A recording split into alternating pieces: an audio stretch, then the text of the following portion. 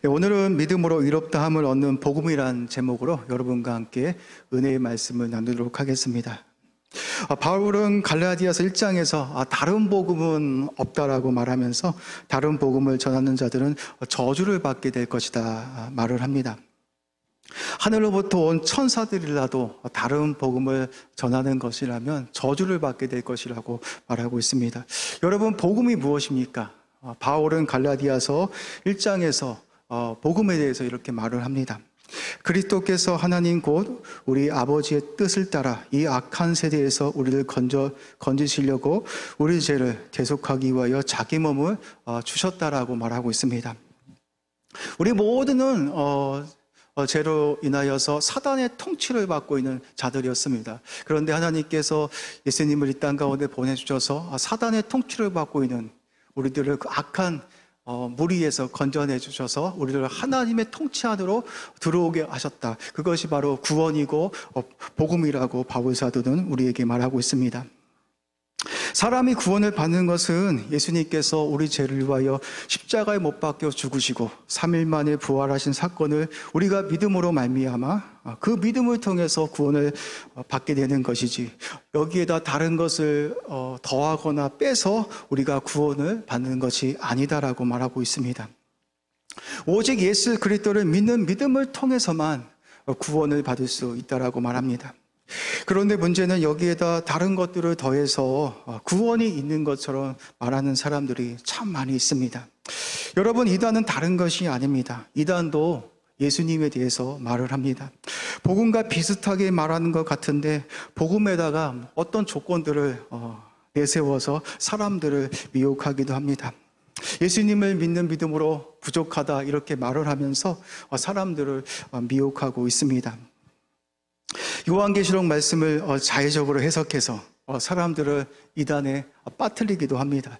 신천지 같은 경우는 어떻습니까? 14만 4천 명의 그 숫자 안에 들어와야만 구원을 얻을 수 있다라고 말을 합니다.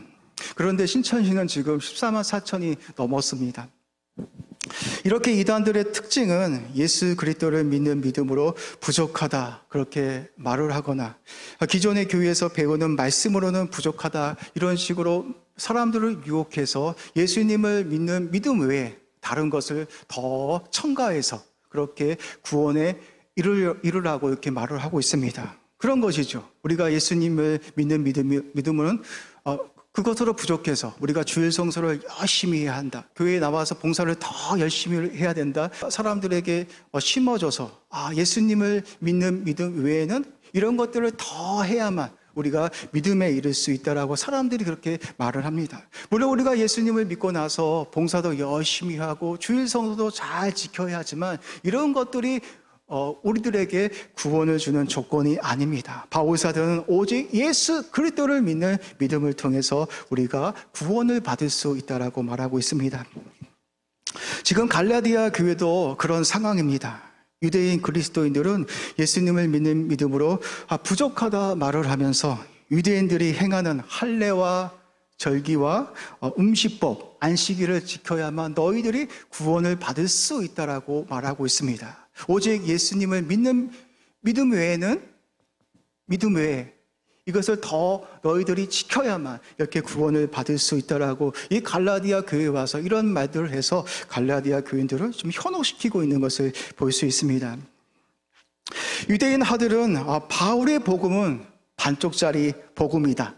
너희들이 구원을 받기 위해서는 유대인처럼 율법을 지키고 할례를 행하고 절기법을 지키고 안식일을 지켜야만 너희들이 구원함에 이를 수 있다라고 그렇게 갈라디아 교인들을 현혹하고 있는 것을 볼 수 있습니다. 오늘 본문 말씀을 보면 베드로도 유대인 그리스도인들과 같은 실수를 하는 모습들을 볼 수 있습니다. 여기서 게바는 베드로의 이름이기도 합니다. 베드로가 안디옥에 머물고 있을 때 베드로는 이방인들과 함께 식사를 하고 있었는데 예루살렘에서 유대인들이 올라왔다라는 소식을 듣고 어떻게 합니까? 슬그머니 그 자리를 피해버렸다라고 말하고 있습니다. 이방인들과 함께 식사를 하면 유대인들에게 욕을 받을 것 같으니까 베드로는 그 자리에서 슬쩍 빠져나와서 피했다라고 말하고 있습니다. 바울은 베드로의 이런 행동을 어떻게 말하고 있습니까? 외식이다 말하면서 베드로를 심하게 책망하고 있는 것을 볼 수 있습니다. 베드로는 예수님의 수제자입니다.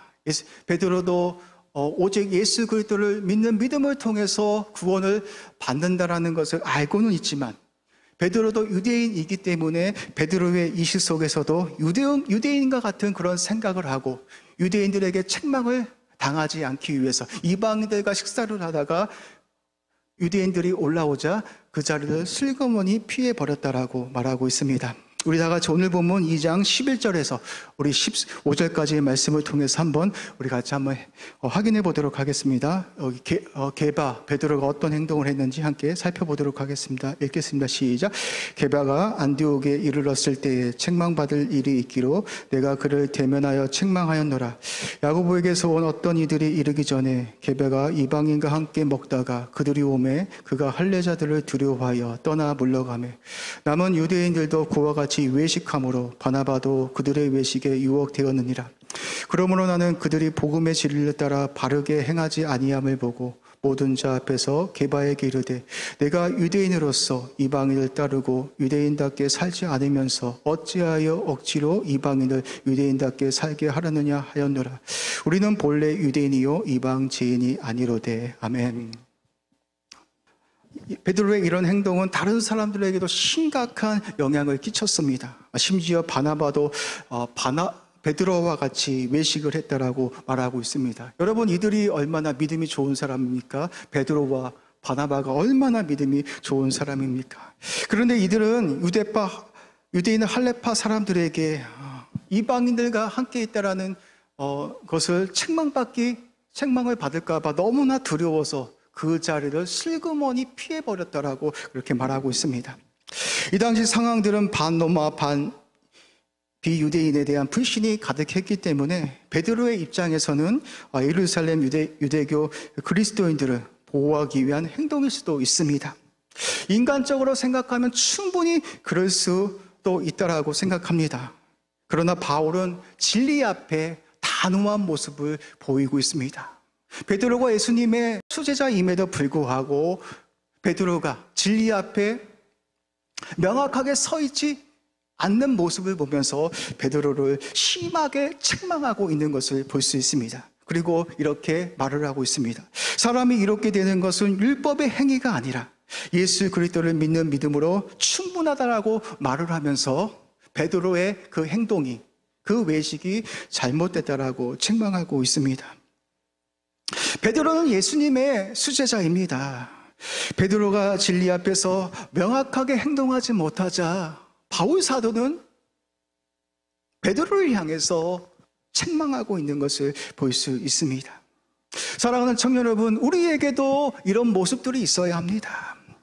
누군가가 예수 그리스도 외에 다른 복음을 전하는 것이라면, 예수 그리스도 복음 외에 어떤 것을 첨가하거나 더하거나 빼는 것을 여러분들이 보는 것이라면, 설교 시간에 목사님들께서 여러분들에게 진리가 아닌, 복음이 아닌 다른 것들을 전하는 것이라면 여러분들도 목사님들 앞에 와서 따질 수 있는 믿음이 필요합니다.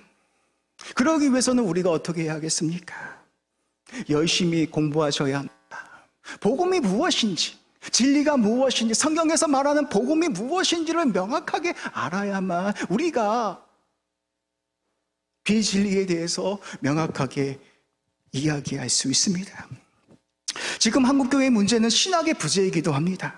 성경 말씀에 이상한 말들을 짬뽕해서 재미있게 감동적 있게 설교하면 그 목사님이 좋은 설교자인 것처럼 생각하는 사람들이 너무나도 많이 있습니다. 진짜 좋은 설교는 설교를 듣고 나서 여러분들로 하여금 예수님이 진짜 필요한 분이심을 깨닫게 해주는 그 설교가 가장 좋은 설교입니다. 여러분들이 목사님의 설교를 듣고 내가 엄청난 죄인이구나라는 것을 깨닫게 되는 것이라면, 그래서 내 인생 가운데 가장 필요한 분은 예수 그리스도라는 것을 깨닫게 되는 것이라면 바로 그 설교가 가장 좋은 설교라고 생각합니다. 왜냐하면 우리 인생 가운데 가장 중요한 분은 예수 그리스도이기 때문입니다. 이렇게 베드로의 외식을 책망하면서 사도 바울은 사람이 이렇게 되어지는 것은 율법의 행위로 되어지는 것이 아니라 안식일을 잘 지키고 할례를 행하고 정결법을 잘 지켜서 사람이 이렇게 되어지는 것이 아니라 사람이 이렇게 되어진 것은 오직 예수 그리스도를 믿음으로 말미암아 이렇게 되어짐을 우리에게 말하고 있습니다. 여러분들이 예수 그리스도를 믿음에도 불구하고 거기에다 다른 것을 더 첨가하거나 다른 것을 더 빼어버린다라면 우리는 그리스도의 그 죽음을 헛되게 하는 것이라고 말씀하고 있습니다. 그런데 우리 한국교회 성도들을 보면 어떻습니까? 예수 그리스도를 믿는 믿음 외에 부족하다 하여서 그것에다 어떻게 합니까? 더 더하거나 첨가하는 경우가 많이 있습니다. 나처럼 주일 성서를 열심히 지켜야 해. 40일 동안 새벽 기도를 해야 해. 헌금을 많이 해야 하면 우리가 구원을 받을 수 있다라고 그렇게 생각하는 사람들이 많이 있습니다. 자신이 신앙이 좋은 척 그렇게 생각하면서 상대방을 정죄하는 사람들이 얼마나 많이 있습니까? 여러분 그렇지 않습니다. 여러분이 40일 동안 새벽 기도에 나오지 않아도 여러분들이 헌금을 하지 않아도 매 주일날 주일 성서를 지키지 못한다 할지라도 여러분이 산 가운데 예수 그리스도가 주인 되는 것이라면 여러분들이 예수 그리스도를 믿는 것이라면 우리가 구원을 받는 것이지 그런 행위로서 구원을 받을 수 없다라고 그렇게 말하고 있습니다. 여러분 바울이 어떤 사람입니까? 바울은 바리새인 중에 바리새인이라고 말합니다. 율법으로는 흠이 없을 만큼 율법을 목숨같이 지킨 자가 바울이었습니다. 갈라디아서 1장 14절 말씀에 보면 바울은 이렇게 말을 합니다. 내 동족 중 여러 영갑자보다 유대교를 지나치게 믿어 내 조상의 정통에 대하여 더욱 열심을 가진 사람임을 그렇게 말을 합니다. 바울처럼 율법을 목숨과 같이 지킨 사람이 없었습니다. 율법으로는 흠이 없을 만큼 목숨같이 여긴 자가 바울이라고 말하고 있습니다. 그런 바울도 율법 앞에서 절망합니다. 하나님이 요구하시는 613가지 율법을 지킬 수 없다는 것을 알고 바울은 절망합니다. 바울은 하나님이 요구하시는 613가지 율법을 목숨을 다해서 지켜보려고 했는데 율법이 오히려 자신을 자유롭게 하는 것이 아니라 오히려 자신을 더 얽매이게 하는 모습들을 보면서 바울은 절망을 합니다. 오라 나는 공고한 사람이로다. 누가 이 사망의 몸에서 나를 건져낼 수 있을까라고 그렇게 절망하면서 한탄하는 것을 볼 수 있습니다. 그런 바울이 로마서 8장에서 이런 말을 합니다. 그러므로 이제 그리스도 예수 안에 있는 자에게는 결코 정죄함이 없나니 이는 그리스도 예수 안에 있는 생명의 성령의 법이 죄와 사망의 법에서 자신을 해방하였다라고 고백합니다. 여기서 죄와 사망의 법은 율법을 상징합니다. 하나님이 우리에게 율법을 주신 것은 죄를 깨닫게 하기 위해서입니다. 율법을 받기 전에는 우리 모든 인간들은 죄가 무엇인지를 알지 못했습니다. 그런데 율법이 우리에게 주어지자 그때부터 어떻게 됩니까? 우리는 이게 죄였다라는 것을 인간은 깨닫게 되어집니다. 사람에게 간음하지 말라는 율법이 주어지기 전에는 우리가 음란을 품어도 여성을 보고 음욕을 품어도 이것이 죄인지를 알지 못했습니다. 그런데 간음하지 말라는 율법이 우리에게 주어졌습니다. 그 율법을 받고 나서 우리가 어떻게 합니까?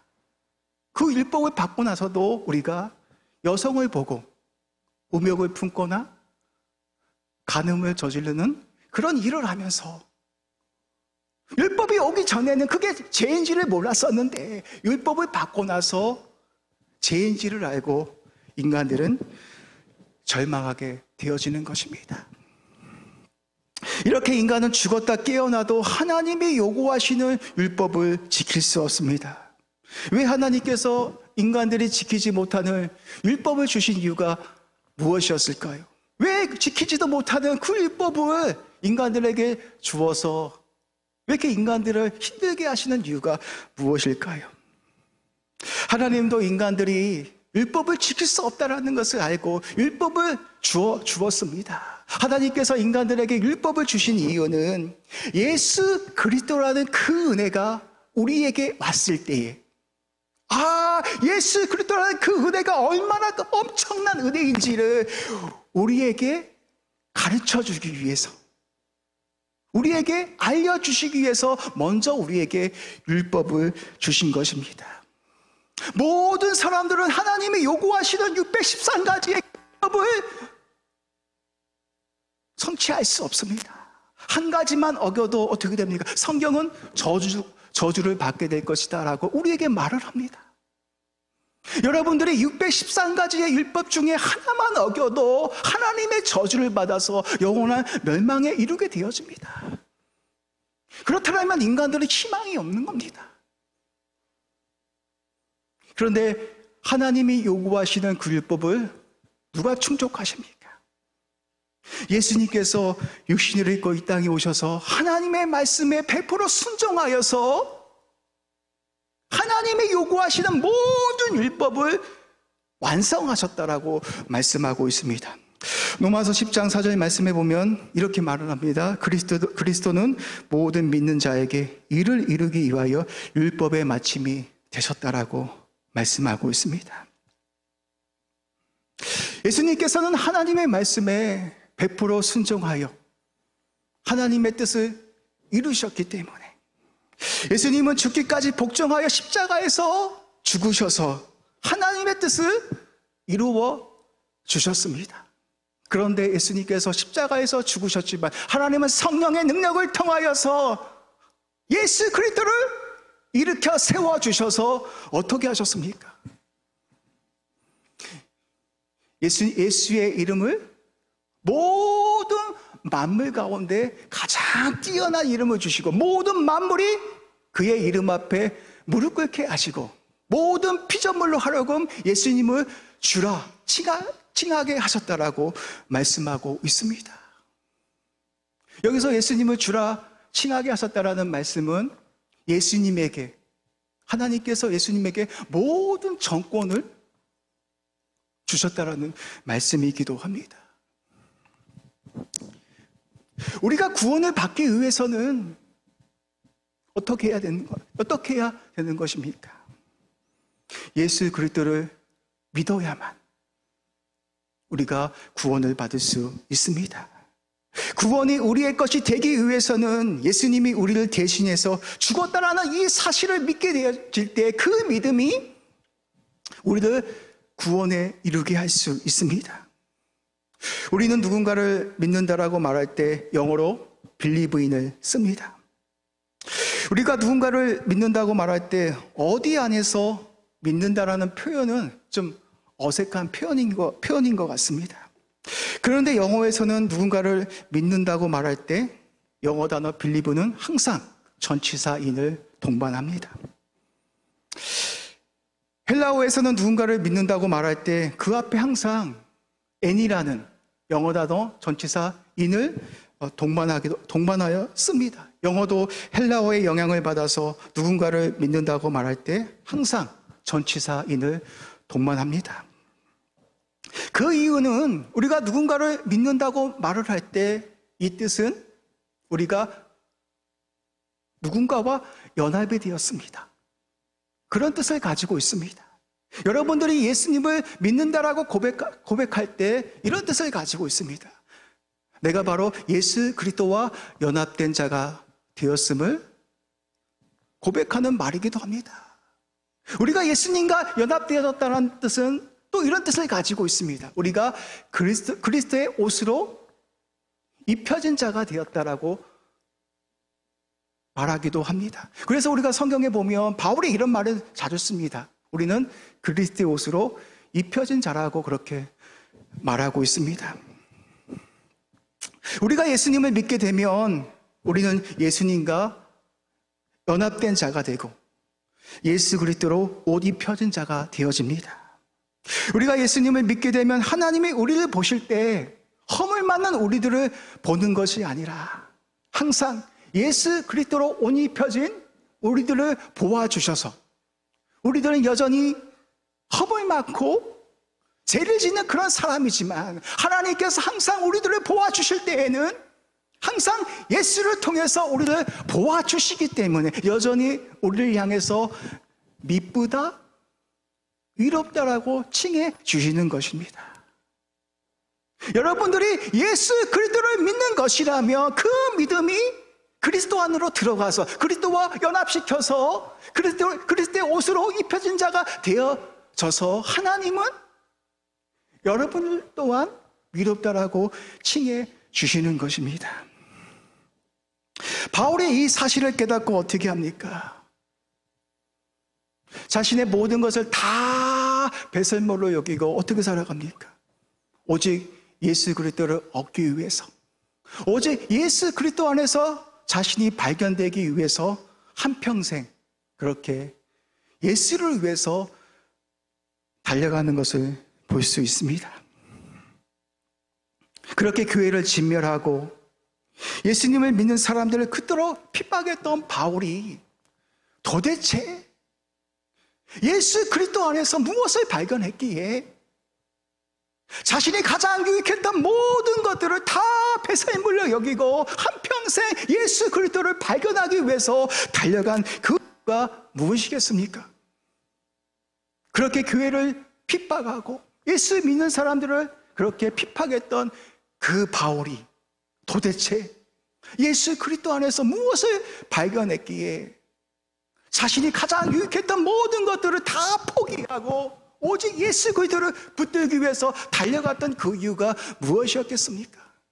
이것을 우리가 진지하게 생각해 보아야 합니다. 바울은 예수 그리스도를 만나고 나서 모든 것을 다 버렸습니다. 그런데 우리는 어떻게 살아갑니까? 예수 그리스도를 통해서 버리는 것이 아니라 계속해서 뭔가를 얻어내려고 합니다. 예수 그리스도를 통하여서 이 세상 사람들이 힘이라고 하는 것들을 얻어내려고 그렇게 믿는 사람들도 참 많이 있습니다.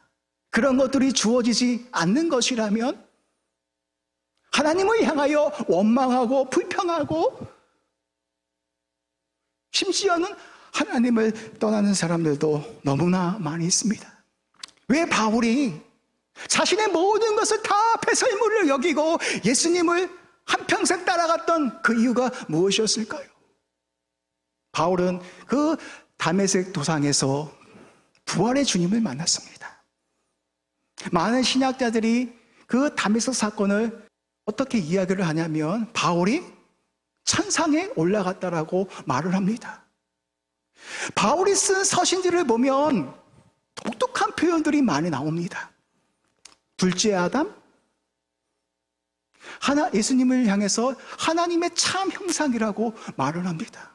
이런 표현은 바울만 쓰는 독특한 표현입니다. 바울이 정말로 하나님의 나라에 올라갔는데 그 하나님의 보좌 우편에 예수님이 계시는 것을 보았습니다. 우리 사도신경 그렇게 고백하잖아요. 하나님 우편에 예수님이 계시다라고 고백하잖아요. 그분이 보니까 자신이 그토록 핍박했던 예수 그리스도께서 십자가에서 죽으시고 부활하셔서 하나님의 우편에 계신 그 예수 그리스도가 자신을 위하여 죽으시고 부활하신 하나님의 아들 예수 그리스도라는 것을 깨닫게 되어집니다. 아, 이분이 육신을 입고 이 땅에 오신 첫째 아담은 실패했지만 예수님께서 육신을 입고 둘째 아담으로 오셔서 모든 죄인들을 위하여 십자가에서 죽으신 하나님의 아들 메시아 구세주였다라는 것을 깨닫게 되어지자 바울은 모든 것들을 다 배설물로 여기고 예수님을 같다라고 고백하고 있습니다. 여러분, 교회에서 가장 중요한 것은 무엇이겠습니까? 여러분, 오늘 이 자리에 왜 나오셨습니까?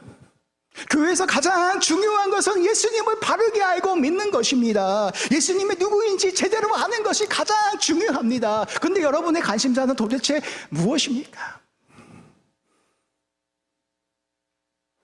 청년의 때는 예수님이 누구인지를 바르게 알고 믿어야 합니다.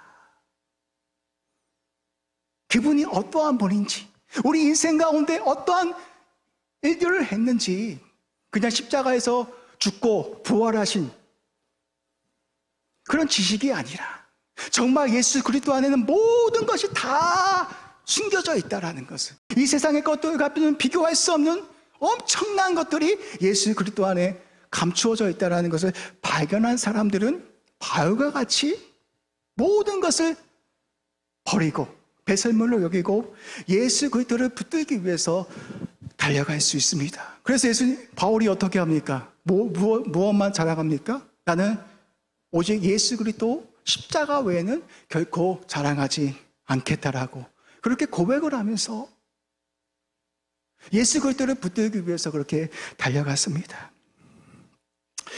요한복음 6장의 말씀에 보면 제자들이 예수님께 나와서 이런 말을 합니다.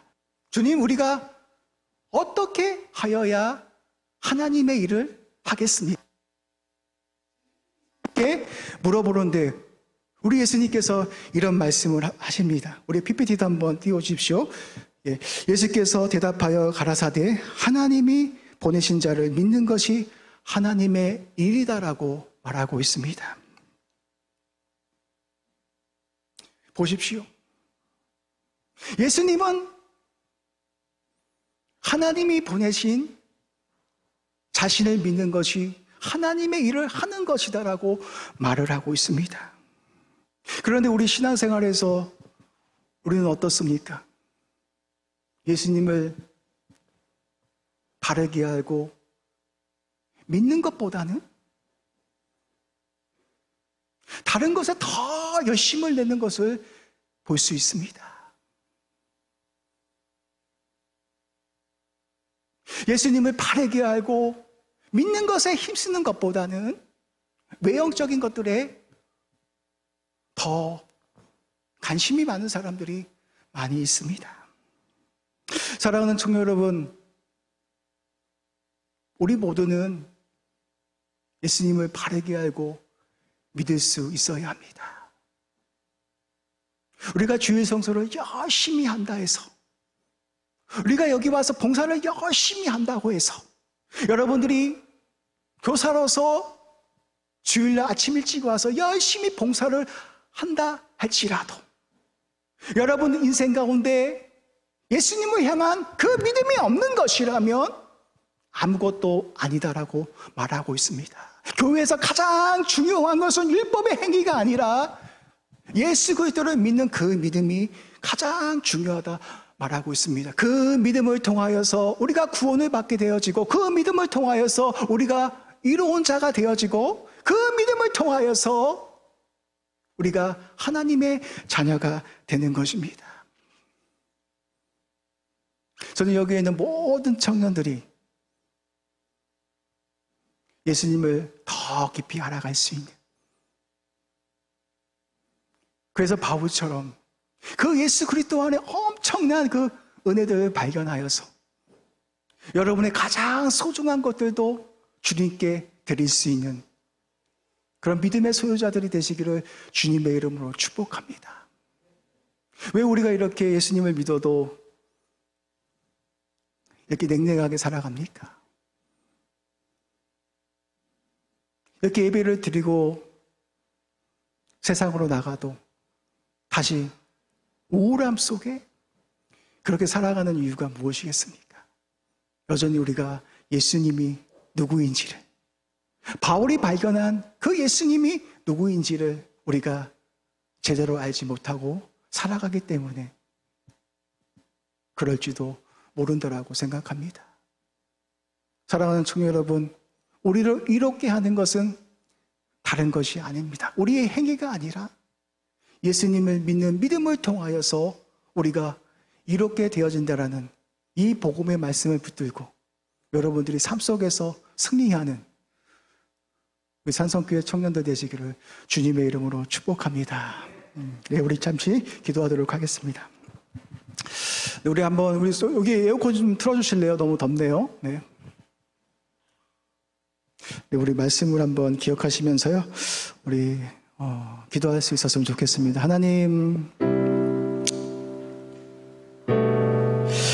제가 오랜 시간 동안 예수님을 믿어왔는데 내가 예수님을 더 알아가기를 힘쓰기보다는 내 열심을 통해서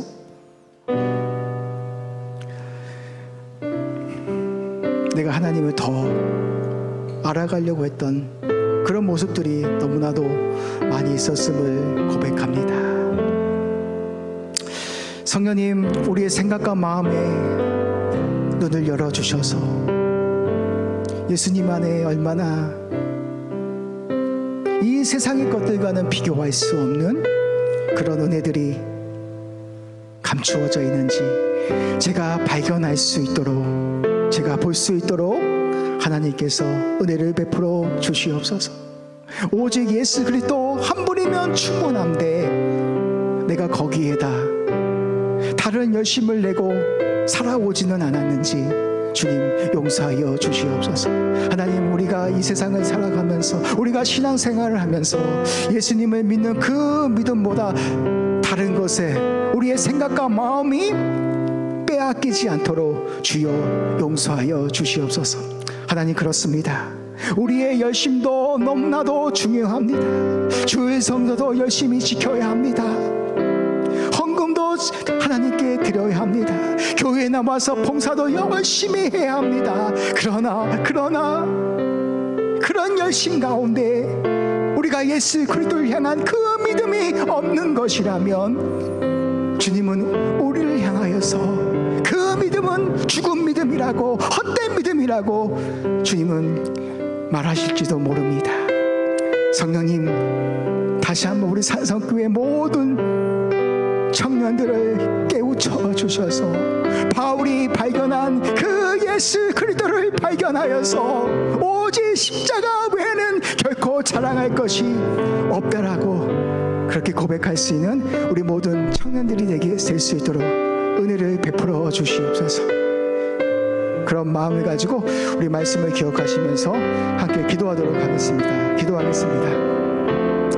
살아계신 아버지, 감사를 드립니다. 우리 청년들과 오늘 이곳에 와서 함께 예배를 드리게 하여 주시니 감사를 드립니다. 하나님 아버지, 우리가 율법의 행위로 구원을 받는 것이 아니라 오직 예수 그리스도를 믿는 믿음을 통하여서 사람이 이롭게 되어진다라고 말씀하여 주셨다는 것처럼 그렇습니다. 하나님, 우리가 이 세상을 살아가면서 가장 중요한 것은 예수 그리스도를 믿는 그 믿음임을 우리가 항상 기억하면서 주님을 더 사랑하며 나아가게 하여 주시옵소서. 하나님, 우리 인생 가운데 가장 필요한 것은 예수님을 더 바르게 알고 믿는 것임을 고백하며 나아갑니다. 성령이여, 성령이여, 우리 모든 청년들에게